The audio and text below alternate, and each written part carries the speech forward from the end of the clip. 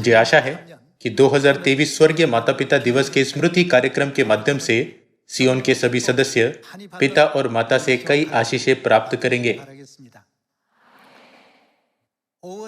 Korea में मई के महीने को परिवार का महीना कहा जाता है।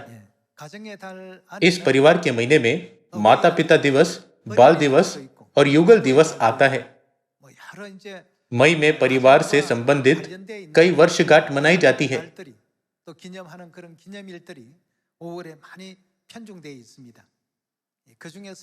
उनमें से स्वर्गीय माता पिता दिवस भी है।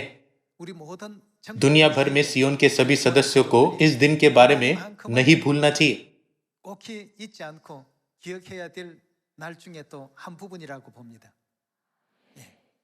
स्वर्गीय माता पिता दिवस वह दिन है जब स्वर्गीय पिता ने हमें स्वर्गीय माता के बारे में बताया। पिता ने हमें सिखाया कि हमारे पास पिता परमेश्वर और माता परमेश्वर दोनों हैं। साथ ही उन्होंने हमारी आत्मिक आंखों को खोला। अतीत में जब हम आत्मिक रूप से अंधे थे तो हमें सत्य को नहीं देख सकते थे, लेकिन अब परमेश्वर ने हमारे लिए मार्ग खोल दिया है। इस तरह हम स्वर्गीय पिता और स्वर्गीय माता को ग्रहण कर सकते हैं। परमेश्वर ने सियोन की सभी संतानों को अनंत स्वर्ग के राज्य की आशा रखने की अनुमति दी है, जहां पिता और माता हमारे साथ होंगे।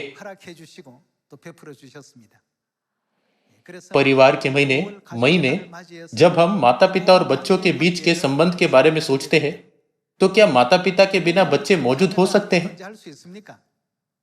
नहीं, वे मौजूद नहीं हो सकते। इसलिए 2000 साल पहले मसीह ने हमें सिखाया कि हमारे पास स्वर्ग में पिता है। साथ ही बाइबल में जो पवित्र आत्मा द्वारा लिखी गई है, यह दर्ज है, पर ऊपर की यरूशलेम स्वतंत्र है और वह हमारी माता है। स्वर्गीय पिता इस पृथ्वी पर आए और स्वर्गीय माता के सत्य को प्रकट किया जो अंधेरे में छिपा हुआ था। अब समय आ गया है कि पिता और माता की महिमा पैरुओं अर्थात उनकी संतानों द्वारा सामरिया और पृथ्वी की छोर तक घोषित की जाए। इस प्रकार पिता ने हमें दिन रात यरूशलेम की महिमा प्रकट करना सिखाया है। इस प्रकार परमेश्वर और हमारे बीच का संबंध अर्थात माता पिता और बच्चों का संबंध बहुत महत्वपूर्ण है। यदि यह अच्छी तरह से स्थिर नहीं है तो हम उद्धार प्राप्त नहीं कर सकते। जब हम यूहन्ना अध्याय 13 आयत 1 से पढ़ते हैं तो हम इसके महत्व को समझ सकते हैं। फसह का पवित्र भोज शुरू होने से ठीक पहले यीशु ने पैर धोने की विधि की।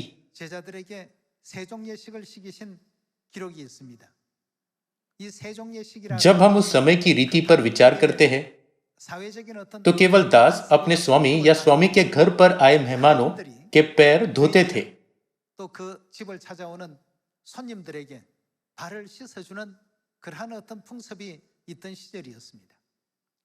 यह कुछ ऐसा था जो केवल दास करते थे, लेकिन यीशु ने स्वयं अपने चेलों के पांव धोए, जिससे पतरस हैरान हुआ। वह इसके पीछे के आत्मिक अर्थ को नहीं समझ पाया। सामाजिक दृष्टिकोण से यह समझना आसान नहीं था कि यीशु क्या कर रहे थे। उनके चेलों को उनके पैर धोने चाहिए। इसलिए पतरस यह स्वीकार नहीं कर पा रहा था कि परमेश्वर जो सारी मानव जाति के शिक्षक है, पापियों के पैर धोएंगे।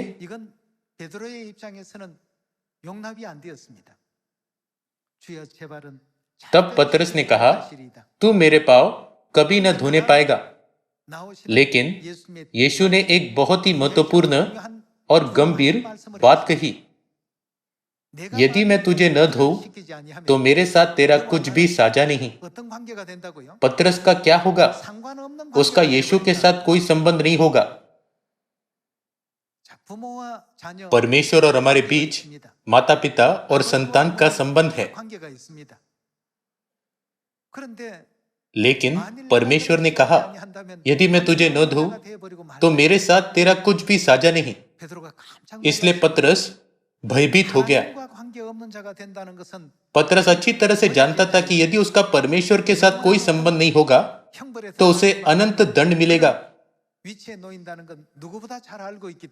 इसलिए पतरस ने यीशु से कहा, हे प्रभु, तो मेरे पांव ही नहीं वरन हाथ और सिर भी धो दे। पतरस वास्तव में एक उत्साही व्यक्ति था। चाहे कोई भी निर्णय हो, उसने वह अपने पूरे मन से लिया। पहले तो उसने कहा, तू मेरे पांव कभी न धोने पाएगा। लेकिन जब यीशु ने कहा, मेरे साथ तेरा कुछ भी साझा नहीं, तब उसने यीशु से कहा कि वो उसे सिर से पांव तक धोए। वास्तव में हम समझ सकते हैं कि पतरस के पास परमेश्वर के लिए सबसे बड़ा प्रेम और उद्धार की आशा थी, है ना? तब पिता परमेश्वर के साथ हमारे संबंध के बारे में सोचिए। यह दुनिया को पहले से ही पता है, इसलिए जो लोग परमेश्वर पर विश्वास करते हैं वे परमेश्वर को पिता कहते हैं। फिर भी क्या हम अकेले उस संबंध से बचाए जा सकते हैं? नहीं, हम बचाए नहीं जा सकते। क्या परमेश्वर ने हमें अब्राहम के परिवार के इतिहास के द्वारा इस सिद्धांत के बारे में नहीं सिखाया? वहां एलिएजर, इश्माएल और इसहाक थे।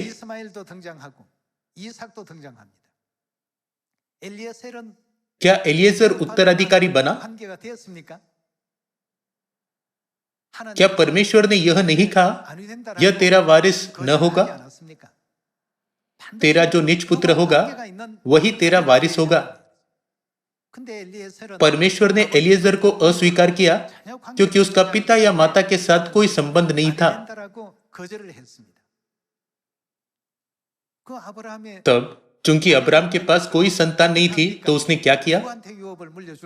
इब्राहिम यह सोचकर परेशान था, मेरा वारिस कौन होगा? परमेश्वर ने स्पष्ट रूप से कहा, तेरा जो निज पुत्र होगा वही तेरा वारिस होगा। सारा बहुत बूढ़ी थी, इसलिए अब्राहम ने हजीरा के माध्यम से, जो सारा की दासी थी, इश्माएल नामक एक पुत्र उत्पन्न किया।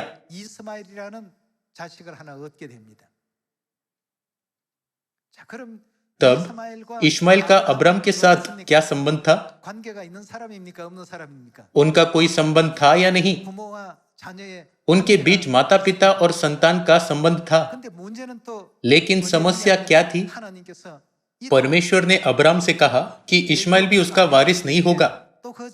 परमेश्वर ने स्पष्ट रूप से कहा था, तेरा जो निज पुत्र होगा वही तेरा वारिस होगा। लेकिन परमेश्वर ने उससे कहा कि एक और शर्त है, संतान का संबंध पिता और माता दोनों के साथ होना चाहिए, तभी वह वारिस बन सकता है।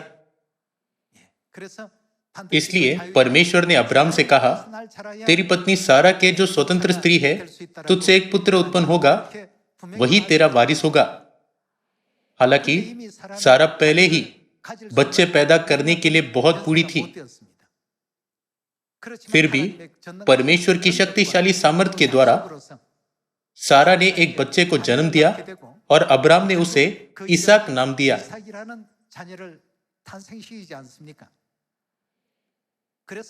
अंत में इसहाक को उत्तराधिकारी होने के लिए चुना गया। तब गलातियों अध्याय 4 पिता परमेश्वर और माता परमेश्वर के साथ हमारे संबंध के बारे में क्या कहता है?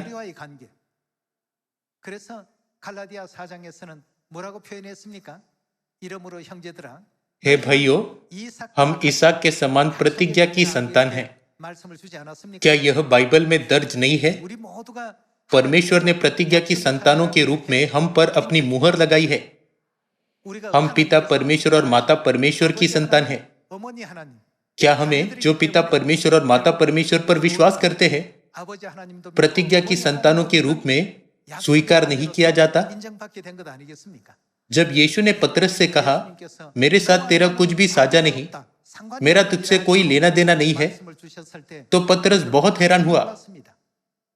क्या होगा यदि परमेश्वर हमसे भी कहे, मेरा तुमसे कोई लेना देना नहीं है? तब हमारी सारी आशा समाप्त हो जाएगी, पापों की क्षमा, उद्धार और यहां तक कि स्वर्ग के राज्य की आशा भी। लेकिन हमारे पिता परमेश्वर है जो स्वतंत्र है, और हमारी माता भी परमेश्वर है जो स्वतंत्र है। जब हम पिता परमेश्वर और माता परमेश्वर की संतान बनते हैं, तो हम स्वर्ग और उद्धार की आशा कर सकते हैं। क्या यह सच नहीं है? इसलिए पिता परमेश्वर और माता परमेश्वर के साथ संबंध बनाने के लिए परमेश्वर ने हमें क्या सिखाया? परमेश्वर ने हमें नई वाचा का सत्य दिया है।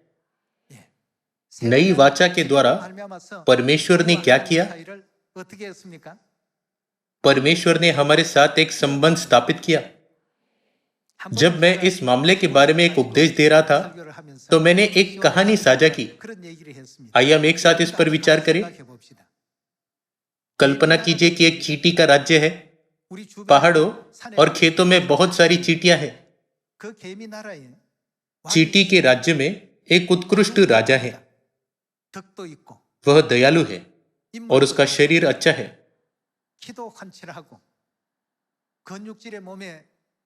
चींटियों की दुनिया में वह सबसे अच्छा कहलाने के योग्य है।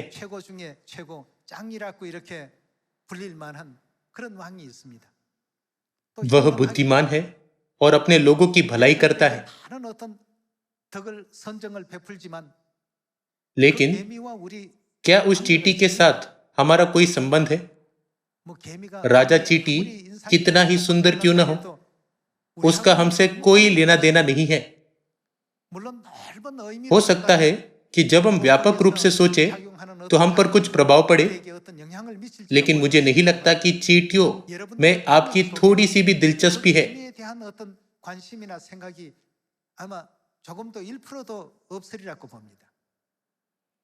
भले ही चींटियों की दुनिया में युद्ध छिड़ जाए, लेकिन इसका हमसे कोई लेना देना नहीं है।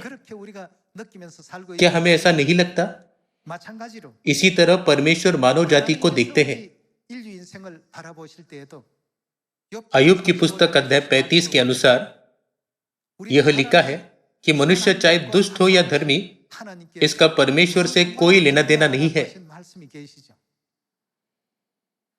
विशाल ब्रह्मांड का इस छोटे से ग्रह से कोई लेना देना नहीं है, जैसे हमारा चींटी की दुनिया से कोई लेना देना नहीं है।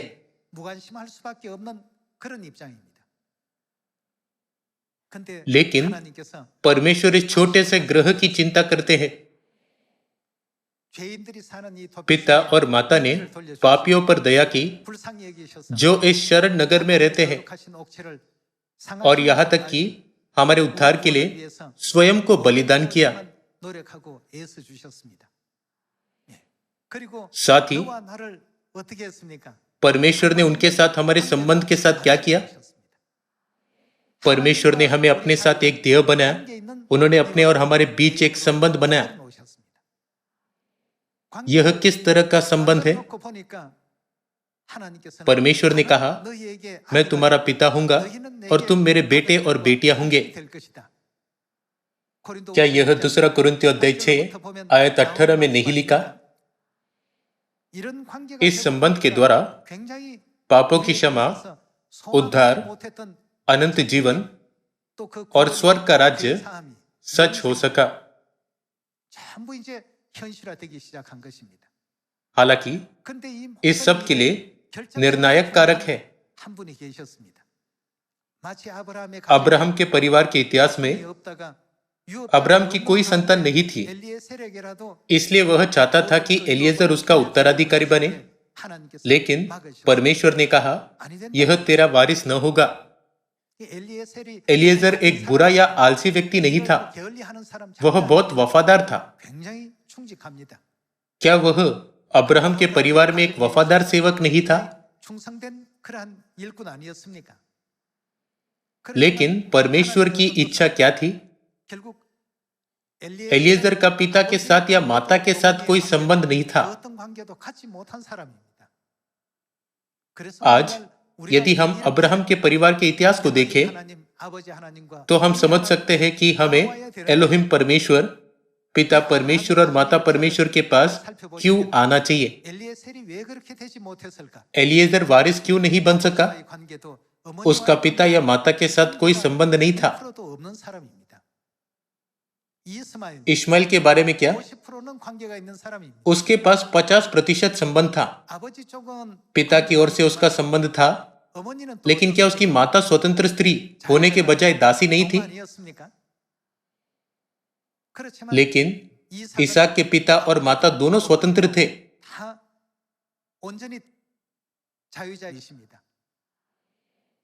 आज हम सभी पिता परमेश्वर और माता परमेश्वर पर विश्वास करते हैं। मेरा मानना है कि यह ऐसी चीज है जिससे संसार के सभी लोग सबसे ज्यादा ईर्ष्या करते हैं। ऐसा क्यों है? उन लोगों का भविष्य कैसा होगा जिनका पिता परमेश्वर और माता परमेश्वर के साथ संबंध है? क्या उनका भविष्य अनंत स्वर्ग का राज्य, अनंत जीवन, आशीषें और खुशी नहीं होगा? क्या स्वर्ग में राजपदधारी याजक के रूप में उनके भविष्य के पद की पहले से ही गारंटी नहीं है? यह सब इसलिए है क्योंकि हमारा परमेश्वर के साथ संबंध है। परमेश्वर उन लोगों को जिनका उनके साथ कोई संबंध नहीं, ठीक वैसे ही मानते हैं जैसे हम चींटियों को मानते हैं।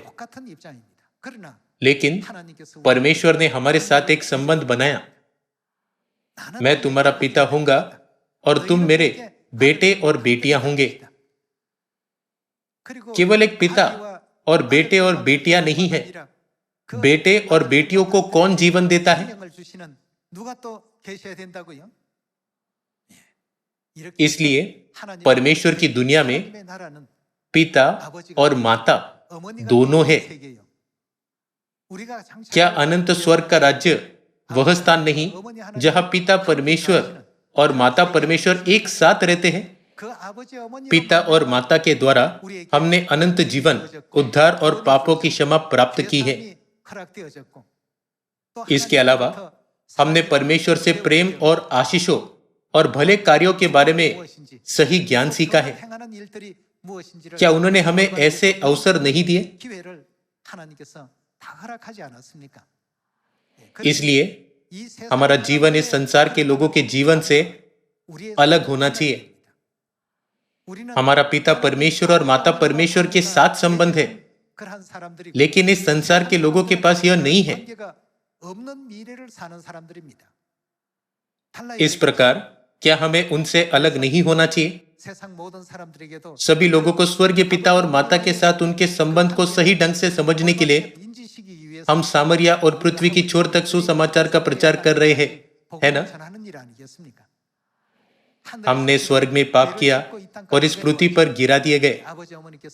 फिर भी पिता और माता हमसे दूर नहीं हुए। वे हमारा पश्चाताप की ओर नेतृत्व करने के लिए इस पृथ्वी पर शरीर में आए। उन्होंने इस पृथ्वी पर सम्मान और महिमा का जीवन नहीं जिया। उन्होंने वे सभी कठिन कार्य किए जो दूसरे लोग नहीं करना चाहते थे।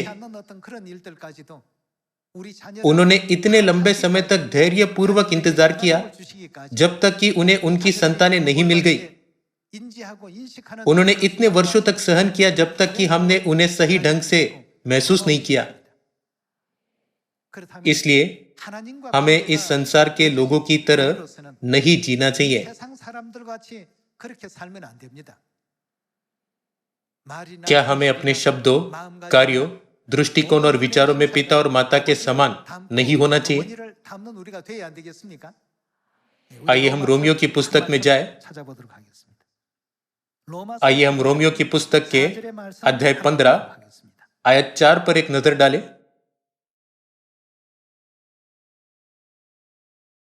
यह कहता है, जितनी बातें पहले से लिखी गई वे क्यों लिखी गई? वे हमारी ही शिक्षा के लिए लिखी गई है। अब्राहम के परिवार के बारे में सोचिए, क्या होता अगर इसहाक का अपने पिता और माता के साथ सही संबंध न होता? 올바른 관계를 맺지 못한다면 भले ही इश्माइल के पिता और माता थे, लेकिन उद्धार के दृष्टिकोण से उसके बीच गलत संबंध था। 구원이라는 관점에서 놓고 볼 때 그렇다는 것입니다. परमेश्वर चाहते हैं कि सारी मानव जाति स्वर्गीय पिता और स्वर्गीय माता पर विश्वास करे 하늘 어머니에 대한 ताकि वे सभी उनके उत्तराधिकारी हो सके। 하고 계십니다. इसलिए क्या हमें सामरिया और पृथ्वी की छोर तक इस सत्य का प्रचार नहीं करना चाहिए? 않겠습니까? हमें अब्राहम के परिवार के इतिहास के द्वारा दी गई शिक्षाओं को सही ढंग से समझना चाहिए। 무엇이며 교훈은 무엇인지를 올바르게 또 인식해서 इसके अलावा 23년도에 हमें 2023 स्वर्गीय माता पिता दिवस को 이날은 एक सामान्य दिन के रूप में नहीं मानना चाहिए कि 이렇게 넘어가면 안 됩니다. 그냥 आज केवल स्वर्गीय माता पिता दिवस का कार्यक्रम है। 하늘과 이 땅의 यह एक ऐसा दिन है जब परमेश्वर ने स्वर्ग और पृथ्वी को जोड़ा। 하늘 세계에서는 이 지구는 स्वर्गीय दुनिया में 정말 점 하나에 पृथ्वी धूल का एक 먼지 कण 하나에 है। 불과합니다. 하나님 यदि परमेश्वर ने हमारी परवाह न की होती 아닌 존재가 तो मानव जाति कुछ भी नहीं होती, 그러나 लेकिन 불쌍히 여기셔서 परमेश्वर ने हम पर दया की 시작했습니다. और हमारे साथ एक संबंध बनाया 우리와 ताकि हम 관계를 उनके साथ एक देय हो सके।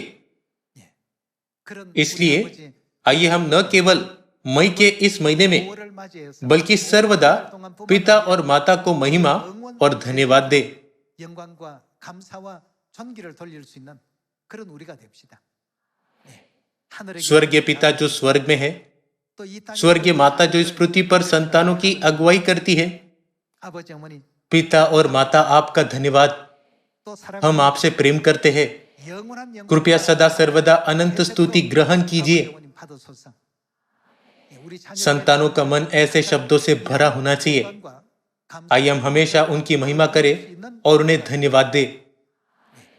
यदि परमेश्वर कहते हैं मेरा तुमसे कोई लेना देना नहीं है, 같은 일이 तो सब कुछ व्यर्थ होगा। 상관 있는 자들로서 लेकिन पिता और माता ने हमें अपने पुत्रों और पुत्रियों के रूप में स्वीकार किया 내에는 하늘나라에 और हमारे लिए स्वर्ग में राजपदधारी याजक का पद तैयार किया। 예비하고 계신 우리 아버지 어머니십니다.